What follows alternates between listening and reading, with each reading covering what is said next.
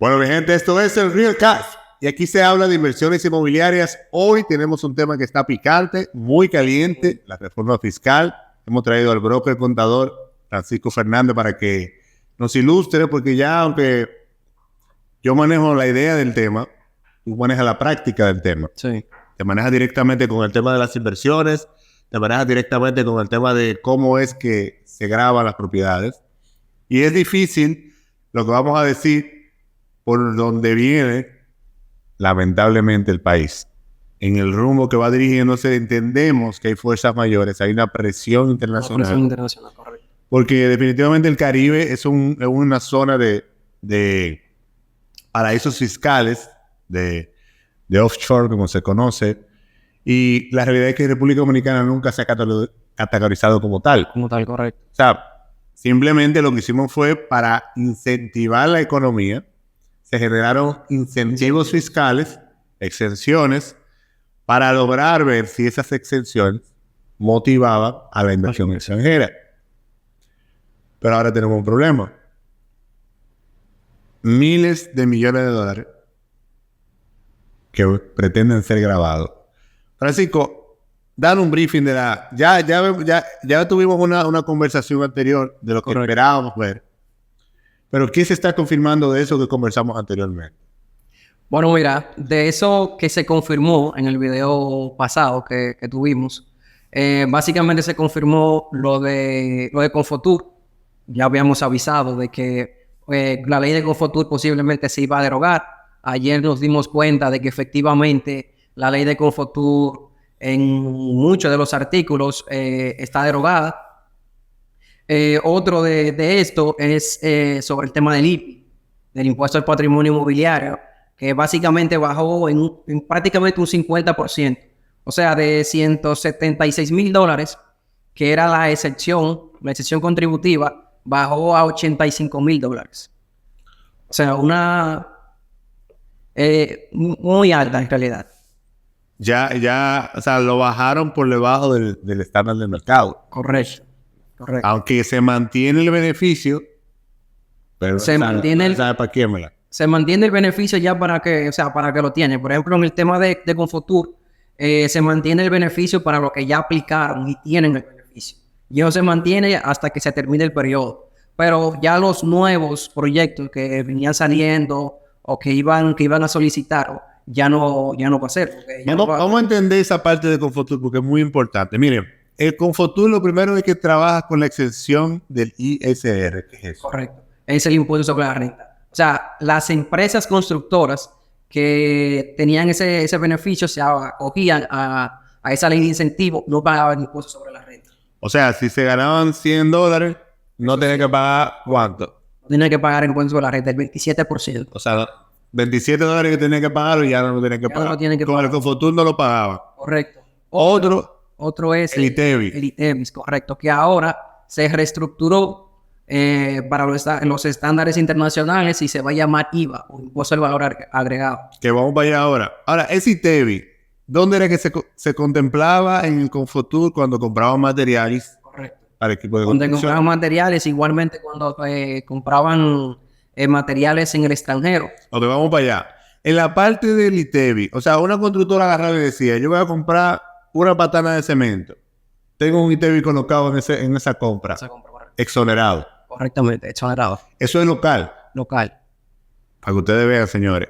Es el segundo. En el tercero, la exoneración de impuestos aduanales, de derechos aduanales. Ahí viene lo que tú mencionabas. Correcto. Cuando esas constructoras importaban materiales de construcción, tampoco pagaban esos aranceles que se deberían pagar a la Dirección General de Aduanas. Para ustedes entiendan el juego, porque yo trabajo en aduana, o no en aduana, sino como agente.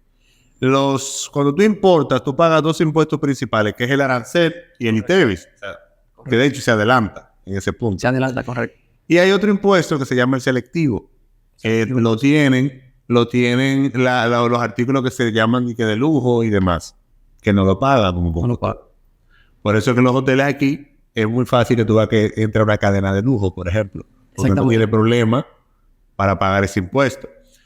Otro impuesto que exoneraba el Confotur, el IPI. Pero el IPI básicamente las constructoras transferían el beneficio de Confotur a los primeros adquirientes y no pagaban ese IPI. Ok, pero el IPI, ¿cómo que se paga? El IPI se paga el 1% del excedente actualmente de $176,000. De acuerdo a la reforma, es el 1% del excedente de $85,000. Entonces, miren algo. Yo estructuro mi patrimonio inmobiliario, ¿verdad? Mi portafolio, para que entienda la audiencia. Estructuro mi portafolio. Tengo una propiedad con Confotur. El IPI es el impuesto patrimonial inmobiliario, ¿verdad? Correcto. Es patrimonial. Entonces, ¿qué pasa? Quiere decir que una propiedad que tiene Confotur no se me agrega al patrimonio gravable, ¿verdad? Correcto. O sea, se mantiene fuera. Se mantiene fuera. Entonces, ese porcentaje, aunque pase de ese umbral, queda exento. O sea, si mi propiedad con Confotur vale $1 millón y la demás vale 200,000, pues yo tengo una exención de $1 millón más la exención. No, la ¿verdad? exención, correcto. Porque nunca se ve en el portafolio. Nunca se ve en el... Bueno, se ve, pero hay que declararlo como que ya... ¿verdad? Eso depende, en realidad. Al momento de tú hacer cuando se hace la transferencia del inmueble y todo eso, eso depende con el abogado, por ejemplo, que se haga el proceso. Muchos abogados lo que hacen es que hacen el proceso con aduana y hacen la solicitud por los 15 años. Hay otros abogados que hacen la solicitud simplemente por el primer año. Okay. Y entonces los propietarios tienen que hacer ese proceso que se hace en aduanas y DGI simultáneamente. Tienen que hacerlo entonces cada año hasta finalizar la excepción. O sea, la propiedad siempre se refleja en la dirección de impuestos. Claro que sí, siempre se refleja. Pero no se paga. Se puede reclamar, obviamente, eso. Exacto. Para no pagar. Muchas veces la DGI, cuando, por ejemplo, no hacen el proceso, los abogados lo hacen por el primer año, la DGI te emite incluso el comprobante de pago. Exacto. Entonces, tú con ese comprobante de pago ibas al Ministerio de Hacienda. Uh-huh. El Ministerio de Hacienda se comunicaba con DGI y le decían, no, mira, DGI, este patrimonio está avalado por la ley 158-01 o ley de Confotur y no paga nada. Y entonces quedaba exento. Vamos entendiendo el juego. Entonces, miren, para que vayamos haciendo un resumen del Confotur, tenemos exoneración de impuestos del ISS sobre la renta, ¿verdad? El ITEVIS, aduanal, IPI y falta el de transferencia de inmueble. El 3% del valor de la propiedad. O sea, yo quiero poner el inmueble a mi nombre. Normalmente hay una grabación de impuestos ahí, ¿verdad? Del 3%, correcto. Pero eso con el Confotur no pasa. No pasa. No paga ese 3%. Entonces, vamos a hacer obviamente no es así que se calcula. No. Vamos a hacer un cálculo rápido. Cálculo rápido. Estamos hablando, señores, de que miren, 15 años sin pagar. Hasta 15 años. Hasta 15 años sí. Para pagar el IPI. Estamos hablando de 15% por ahí. Correcto. 27% que se quita por otro lado. No. 18% que se quita por otro lado. Es que son cosas diferentes. No, yo sé. Yo lo que te estoy diciendo, por eso dije que vamos a hacer un cálculo rápido. Sí. General. Eso no es así. Porque una cosa es lo de la constructora, que están exentos del impuesto sobre la renta, del ITEVIS y todo eso. Y otra cosa es cuando ya está listo ese inmueble y la constructora vende y le traspasa el beneficio. Entonces, al traspasar ese beneficio, no paga el 3%, ni tampoco el 1% hasta por los 15 años. Correcto. Lo que yo quiero hacer una suma que no es una suma, es simplemente un contexto de que prácticamente se quita un 3 por un lado, correcto, un 1 por otro, un 18 por otro, un 27 por otro. O sea, es un paraíso fiscal. Claro. No como tal. Prácticamente un hotel, por ejemplo, paga muy poco impuesto. Claro que sí, con la ley de Confotur. A nivel de desarrollo, arranca aquí y no tiene que pagar impuestos prácticamente. Y eso está transferido al desarrollo inmobiliario. Correcto. O sea, no solamente la hotelería, sino también el desarrollo inmobiliario como tal. Tú puedes, como persona física, estructurar tu patrimonio en base a esta ley si compras una propiedad avalada por la ley. Correcto. Cosa que no va a pasar si el 1 de enero aplica, ¿verdad? Sí, ya la aprueban, que ya incluso hoy mismo pasó al Congreso. Se propuso el día de ayer y ya hoy entró al Congreso. O sea que no es como ellos dijeron el día de ayer, que era una propuesta. Porque si fuese una propuesta, se empieza a discutir. Entonces, en este caso ya no es directamente una propuesta, sino ya es un hecho. Si ya hoy pasó al Congreso, eso quiere decir ya que es prácticamente está aprobado. Yo creo que vamos a salir junto con los haitianos para la calle, Yo sí creo. a tirar piedra. Claro. Vamos a cerrar Punta Cana. Señores, pero hay otra cosa. Nosotros tenemos más beneficios. O sea, si tú no te acoges a nivel de turismo, una propiedad no tiene en la zona turística, pero se puede acoger a beneficios de incentivos tributarios. Por ejemplo, Correcto. tú me corregirás la ley 989-11, desarrollo del mercado hipotecario y fideicomiso. O sea, mi propiedad no está en una zona turística. Yo puedo agarrar ahora y decir, ok, vámonos para Verón. Para irnos tan lejos de Punta Cana, pero en Verón que no hay ninguna estructura turística como tal. Correcto. Puedo tener excepción del ISR, que ya dijimos que eso es el impuesto sobre la renta. Correcto. Puedo tener exoneración de ITEVIS en bienes y servicios. Pero que hay algo que tenemos que, o sea, como que separar. Ok. Porque al momento de tú comprar una propiedad, tú no pagas impuestos sobre la renta. Eso es las sociedades que construyen, el desarrollador básicamente. El desarrollador, exactamente. Correcto. Pero el beneficiario final no paga impuestos sobre la renta. Ahora, eso es un punto importante por el hecho de que, número uno, obviamente el desarrollador mantiene un beneficio. Por eso, ¿verdad? Porque libra un pago. Claro. Pero de alguna forma u otra se te transfiere ese beneficio al comprador. O sea, aunque tú no lo ves reflejado en un manifiesto de una declaración positiva de más, sí se te transfiere en cierto sentido. De hecho, son más baratas las propiedades por eso. Claro. En ese escenario. Ahora, también, qué buena aclaración esa que hiciste, porque para que no vayan a decir dónde es que el comprador paga ITEVIS. No. O sea, ya se aclaró el juego. Que es el desarrollador que paga. Exactamente. Eso. Ahora, sí puede haber una exoneración en la transferencia de inmueble si la propiedad está declarada como bajo costo. Bueno, el beneficio, si es una vivienda de bajo costo, está en el bono de primera vivienda. Que básicamente el bono de primera vivienda es una excepción en el pago del ITEVIS. Eso se estructura con fideicomiso. Correctamente, tiene que estar con fideicomiso. Uno de los requisitos es que ese proyecto que la persona va a comprar debe estar avalado, debe estar en un fideicomiso y con una fiduciaria de por medio. Y en ese sentido, a mí hay un beneficio sobre el IPI, nunca se paga el IPI.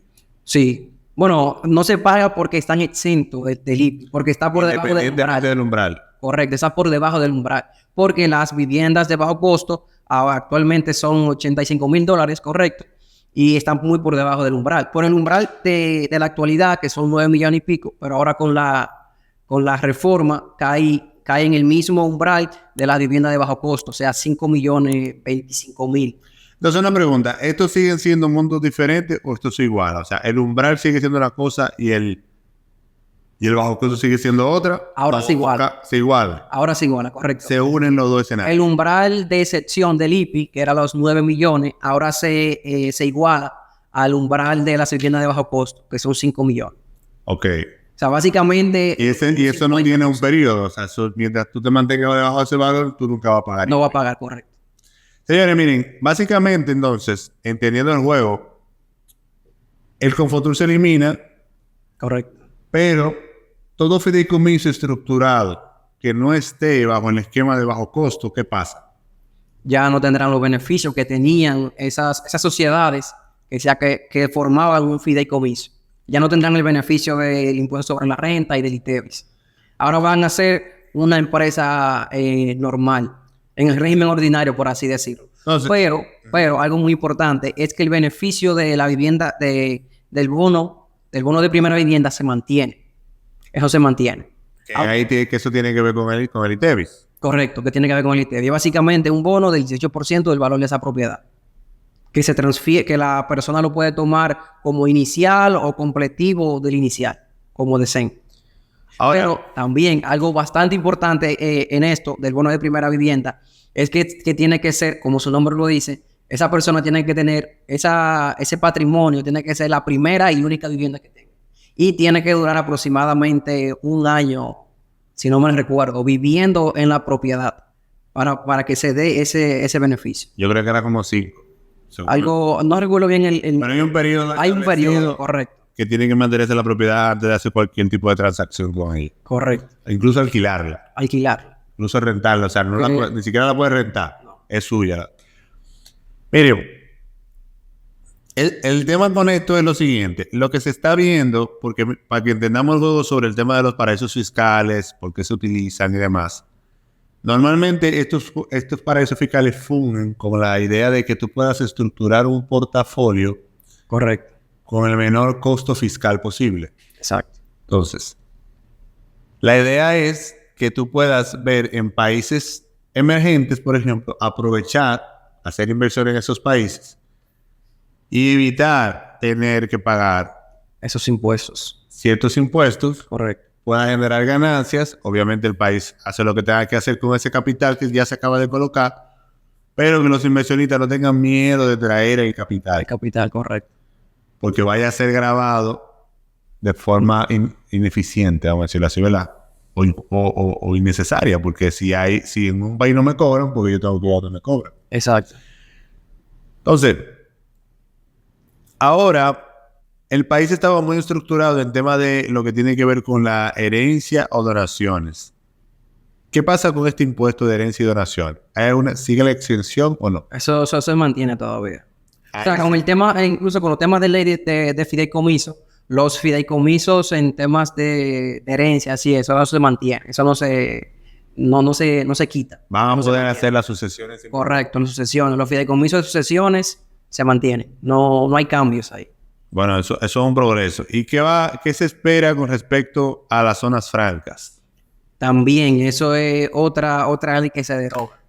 Los beneficios que tenían esas empresas de zonas francas. Entonces, la meta que teníamos, como está, por ejemplo, haciendo México ahora, que está haciendo un país lo que le llaman nearshore. O sea, acercando, ¿verdad?, el comercio a nivel de lo que tiene que ver con industrialización y fábricas. Nosotros que teníamos esa proyección por ser un hub en Latinoamérica, ahora mismo, ¿qué pasa?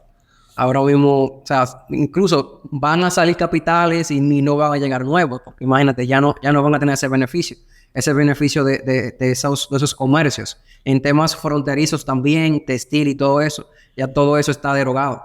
Mira, algo que yo veo que de repente no se ha hablado, o yo por lo menos no he escuchado. Nosotros tenemos, no sé si tú has escuchado sobre eso, ¿verdad? Como manejas el tema más de cerca que yo, porque yo me estoy empapando ahora un poquito más.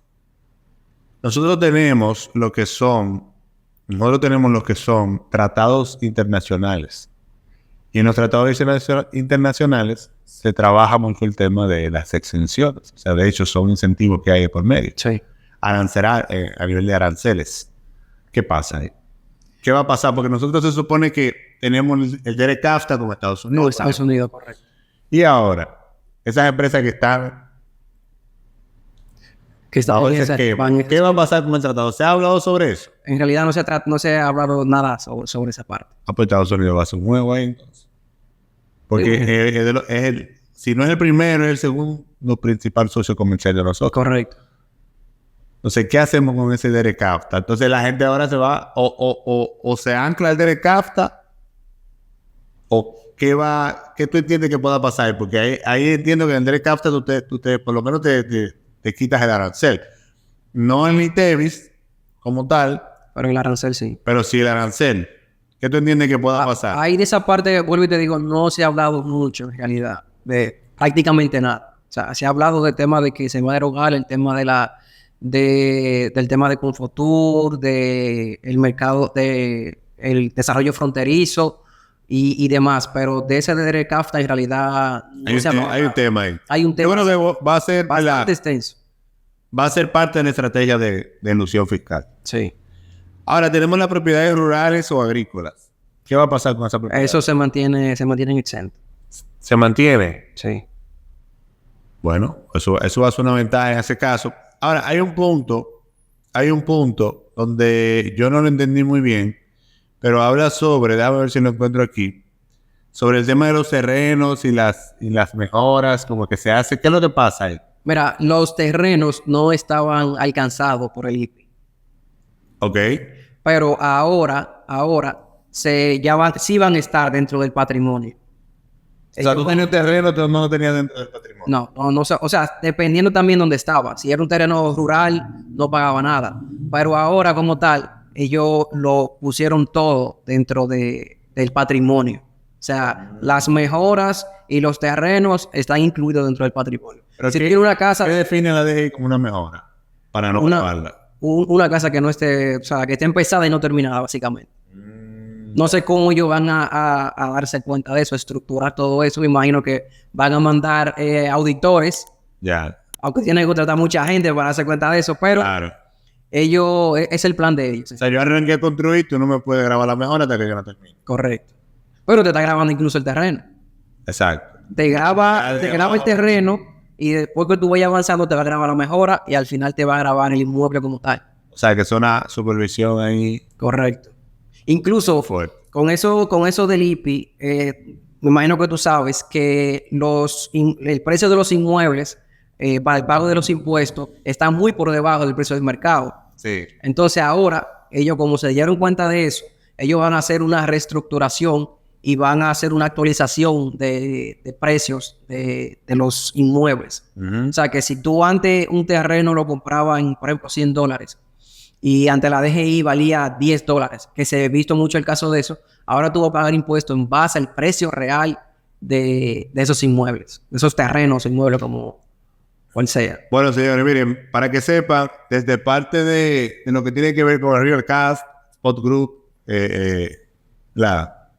Francisco, yo, estamos trabajando fuertemente para el tema de estrategias fiscales en estos escenarios. Estamos creando,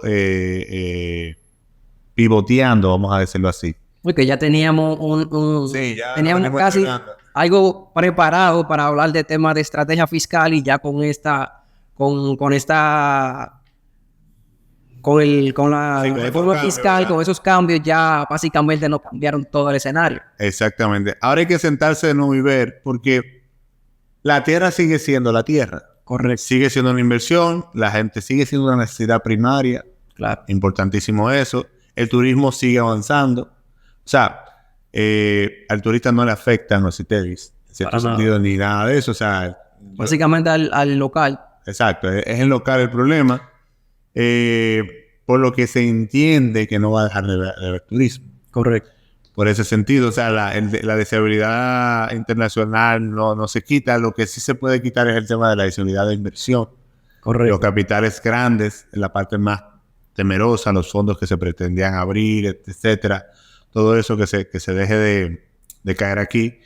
Pero vamos a empezar ahora a hacer escenarios. De hecho, vamos a tratar de compartir lo que más se pueda compartir y ver qué podemos hacer para que ustedes entiendan un poco qué se puede hacer, porque sí hay formas de trabajar lo que es elusión fiscal, no evasión, elusión fiscal, y que podamos lograr tener rentabilidad, claro, y crear escenarios interesantes a nivel de inversión en República Dominicana. Así que, ¿por dónde viene el juego?